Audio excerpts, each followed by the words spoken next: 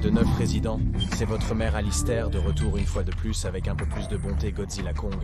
Le nouvel empire a vraiment résonné avec les fans pour son action monstre épique et son histoire émotionnelle captivante. Lorsque le roi Scar est lâché sur le monde, Godzilla est immédiatement mis en mouvement pour l'arrêter, traversant les océans pour se renforcer, pour charger ses capacités et vraiment faire face à son armée et au titan de glace, Shimo. En tuant Tiamat et en absorbant son acide désoxyribonucléique et son énergie radioactive, le roi des monstres a pu évoluer pour devenir 20 fois plus puissant que sa forme standard. Un monstre d'une puissance inimaginable. Après cela, Kong a reçu un gantelet appelé la Gante de la Bête d'un projet monarque codé Powerhouse, dont le seul but était de rendre les titans encore plus puissants.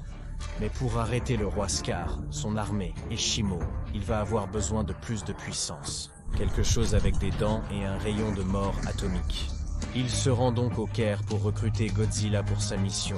Ce qui devrait être facile puisqu'à la fin de Godzilla vs Kong, ils se sont quittés en alliés puisque Kong a aidé à sauver la vie de Goji des griffes du titan tueur d'Apex Mechagodzilla. Donc Kong tend son bras vers le ciel et laisse échapper un rugissement retentissant pour attirer l'attention de Godzilla, qui entend d'une manière ou d'une autre l'appel tout le chemin à Gibraltar, à 2186 miles de distance, ce qui montre à quel point son ouïe est incroyable.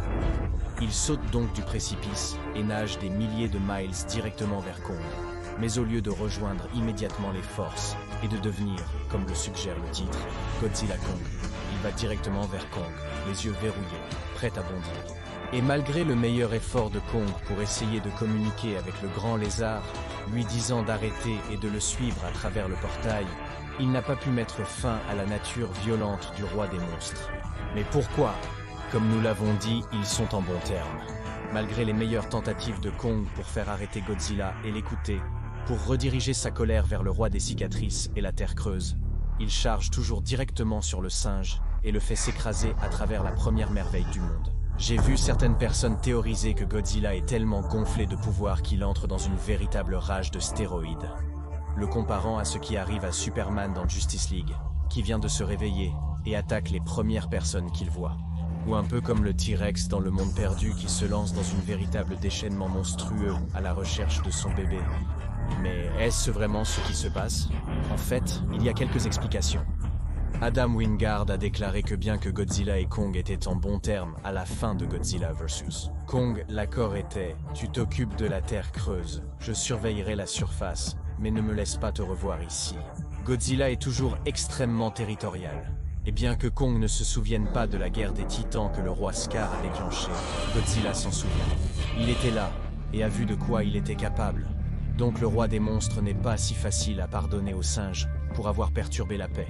Et bien que Kong était en bons termes, il a dépassé ses limites en apparaissant à la surface. Le docteur Eileen Andrews a déclaré dès le début du film que si Kong venait à quitter la Terre creuse, Godzilla viendrait directement à sa rencontre, ce qui a conduit à une augmentation des tensions tout au long du film. En dehors des conflits territoriaux, l'autre raison potentielle pour laquelle Godzilla cible Kong est qu'il reçoit des signaux appelant à l'aide, ce qui l'a amené à se renforcer en premier lieu. Et puis voici Kong appelant Godzilla. Ses instincts lui disent que Kong pourrait être celui qui cause l'appel de détresse, travaillant avec Scar dans le cadre de son armée de primates, et il est entré en tirant à tout va. Leur combat était brutal, et bien que Kong ait réussi à porter quelques coups bien mérités, à la fin, Godzilla avait Kong sous son pied, le même mouvement qui avait arrêté son cœur dans le film précédent. Mais avant qu'il ne puisse finir le travail, Mothra est arrivée et a soufflé Godzilla hors de lui avec son vent supersonique. Et dans un moment touchant où Godzilla regarde Mothra comme s'il voyait un ange, elle lui dit qu'il et Kong doivent travailler ensemble pour mettre fin à la menace croissante dans la Terre creuse. Et alors, ils poussent tous les deux un rugissement en unisson pour symboliser leur nouvelle alliance. Il reste à voir si cette alliance est temporaire ou non. Mais pour l'instant, Godzilla est capable de mettre de côté ses problèmes territoriaux et de reconnaître qu'il y a une menace bien plus grande qui doit être éteinte. Donc, pour conclure, en répondant à la question « Pourquoi Godzilla a attaqué Kong ?», eh bien, Godzilla est toujours extrêmement territorial. Et bien que leur alliance formée pour abattre Mechagodzilla était nécessaire, elle était temporaire. Et aux yeux de Godzilla, lorsque Kong est apparu en Égypte, il a violé leur accord. et il s'est lancé dans la bataille. Mais que faudra-t-il ensuite pour forcer Godzilla et Kong à travailler ensemble? Nous devrons attendre et voir. Adam Wingard a dit qu'il vise à recréer le ton plus sombre et émotionnel de Godzilla vs. Destroyer, donc quoi que ce soit pourrait conduire à la chute de Godzilla.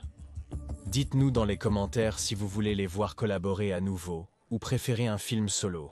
Assurez-vous de vous abonner et d'appuyer sur le bouton de notification pour devenir un résident de Dangeville aujourd'hui. Je suis Alistair, et nous vous verrons, résident, dans le prochain.